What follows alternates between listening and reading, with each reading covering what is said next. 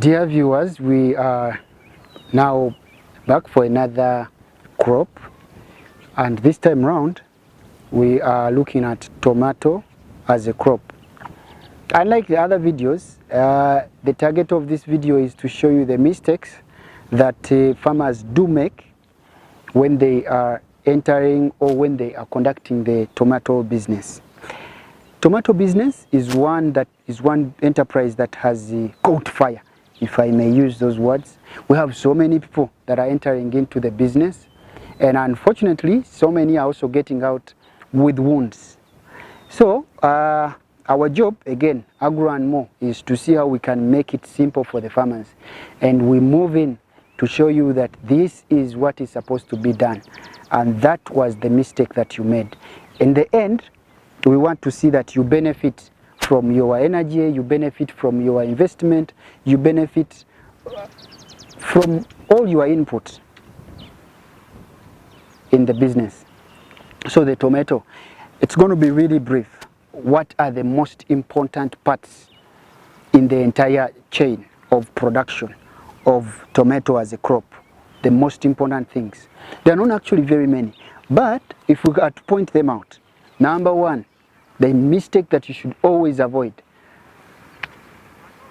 at the first step, choosing a seed, choosing the seed. What variety, what kind of seed, where are you getting it from? There are so many varieties, there are so many seed companies we have, so many varieties on the market, but how do you choose what you are supposed to plant? Are you just going to plant what your neighbor planted? Does that mean that that is what the market requires? Simple. The steps to choosing a very good seed. Number one, go to the market yourself. When you are going to the market to buy a tomato, what are you looking for? You are looking for a big tomato. So when you're choosing the seed, choose seeds for big tomatoes, okay? Also, choosing a big tomato means that in one box, you just put a few and the box is going to be full. If you choose a variety that has small tomatoes, what are you going to suffer in the end? One box shall be filled by very many tomatoes. Again, there are so many factors that will contribute to the size of the tomato, but you can chip in at the choice of choosing a seed. The most important thing when you are choosing a seed, choose seeds that are resistant to the common diseases. Common diseases in tomatoes, we have verticillium wilt, and then we have fusarium wilt. Those ones, once they attack your plantation, you can even have 100% total loss of the crop. So look for varieties that are resistant to those two. Look for varieties that are resistant to wilt. There are many. There's Anso, there's Anja, there's Sultan, there's many varieties. But choose carefully. Consider what does the market want, what are the field conditions. Again, now I've mentioned the disease. And then after you have gone beyond the choice of the seed, next thing is how you are going to raise your seed. What are the things that you should expect in the field that you should always have on guard? Prepare to have water. Tomato is made of water. Much of the crop is water. Much of the fruit is water. The plant requires a lot of water, and the watering does not stop. People have been asking me, why are my tomato fruits really small in size? Well, you don't water. You don't water. And when we talk about water, water is one of the best friends of tomato crop, but it is also the worst friend that the crop can ever have. The water can kill the crop, and it can also give it life. When does the water kill the crop? When we are watering the tomato, for example, we don't water everywhere or on the top. We always choose to water the crop around next to the crop at the base there. Okay?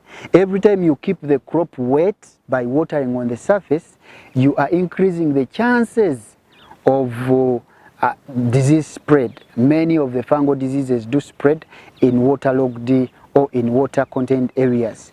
Okay, so be careful on how you apply your water. We prefer that you water your crop twice a week. But when you're doing your watering, water at the base. Okay, make sure that you have the water, especially towards fruiting. The more you water the plant, the higher the chances that you're going to get as many flowers and as many fruits, and they will be big. So you need to really water the what? Water the crop. Started with seed, we have talked about the water. Number 3, most important, how do you feed your tomato? How do you feed your tomato? Don't just plant and walk away. There are 2 methods, there are 2 ways of feeding. We feed the tomato plant in 2 ways. Number 1, at the base. At the base. There are fertilizers that we always put at the base. These fertilizers are not expensive.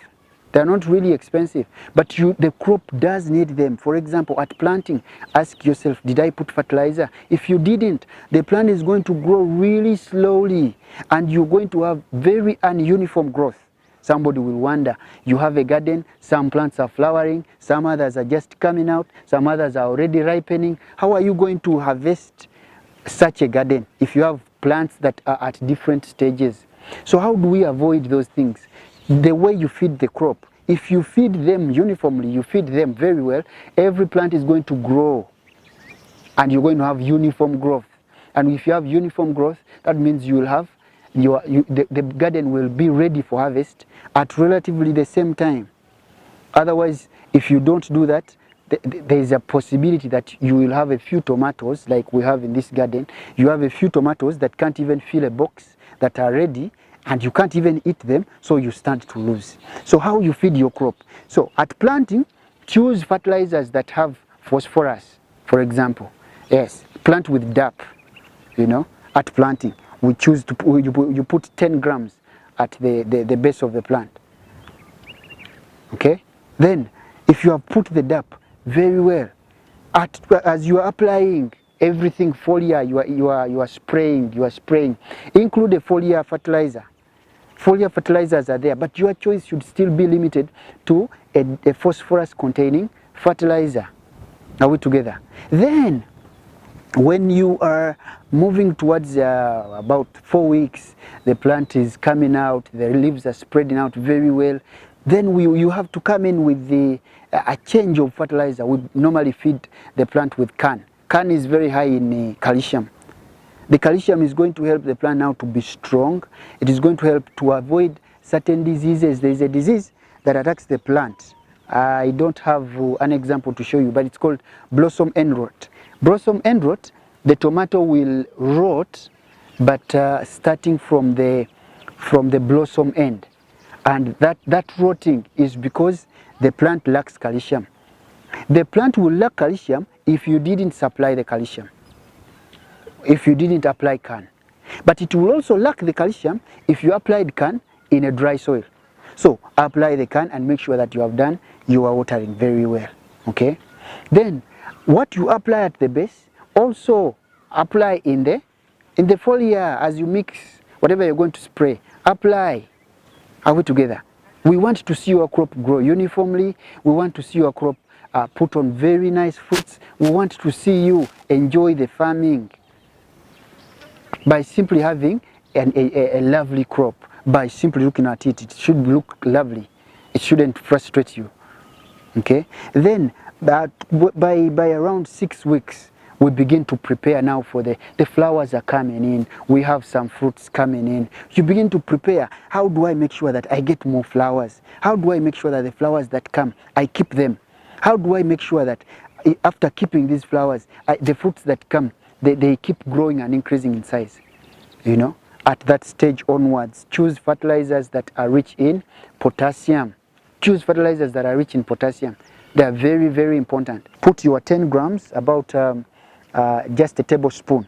Put it there, cover very well, but we always, remember, we always recommend apply this fertilizer either before watering or immediately after watering. Don't just apply the fertilizer and walk away.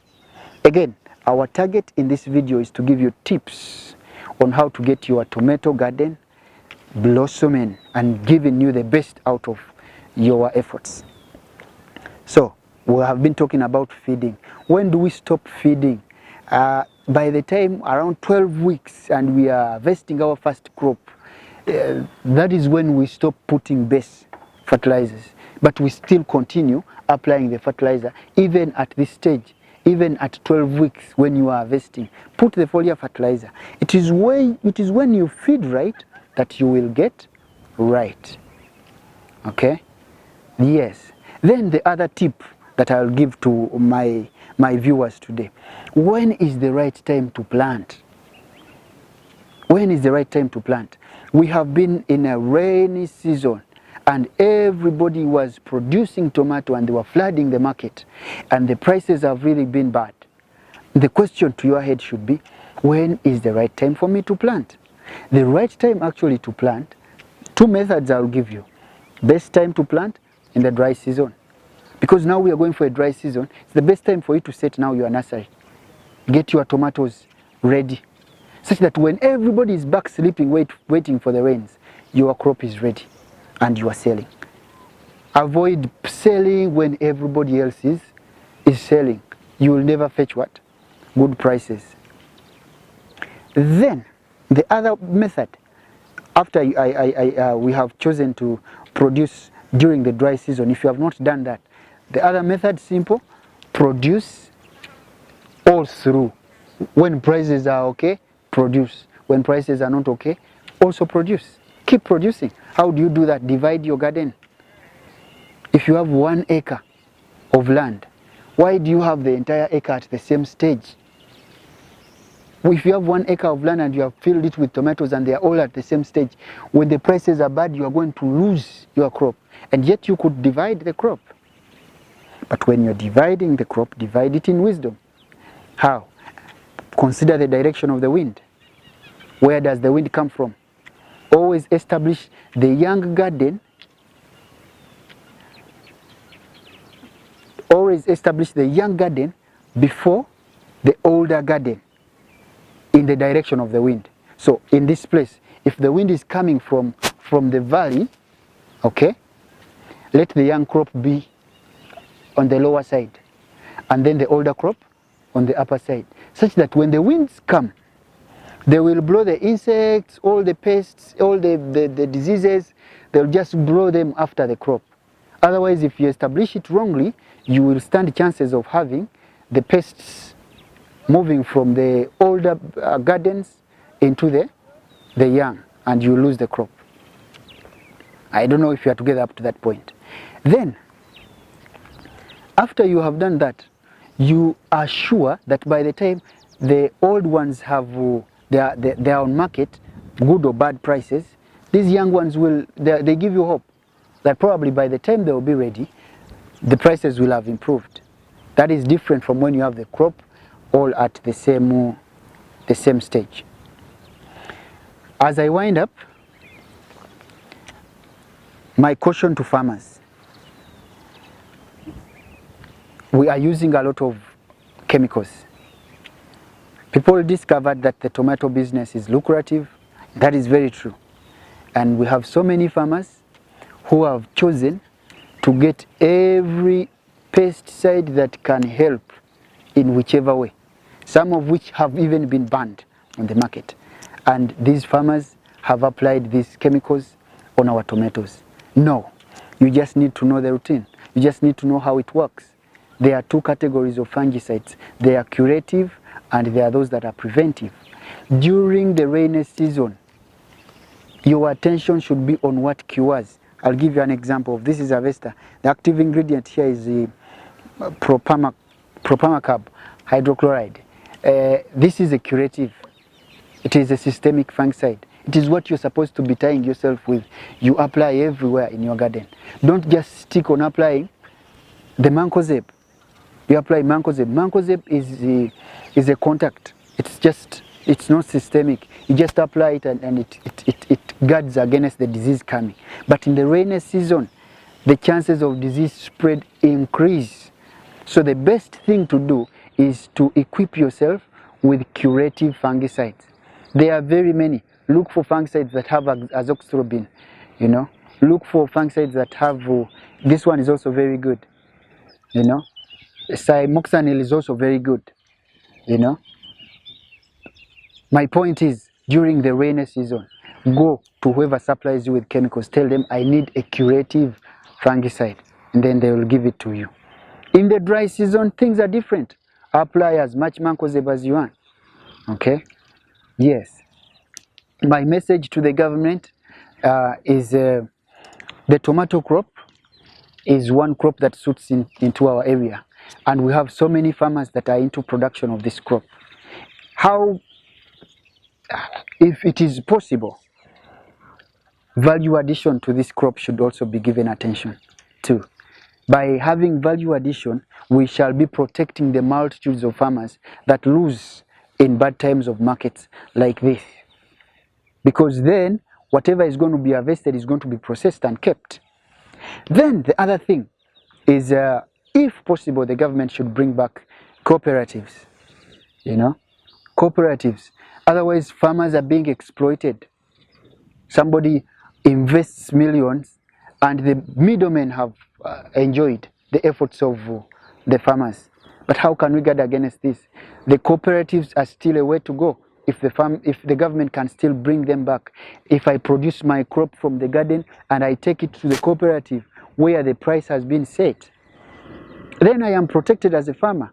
Otherwise, as things are now, it is about everybody left to the world, to the wolves. The wolves come and they enjoy your efforts. Everything you have put is lost in a second, or you gain less. I hope you enjoyed this video. I remain Isaac Mugera, the CEO Agro and More. We are located in Mpigi. Our job is simple, to make it simple for the farmers. We supply agro inputs, and we offer agribusiness consultancies.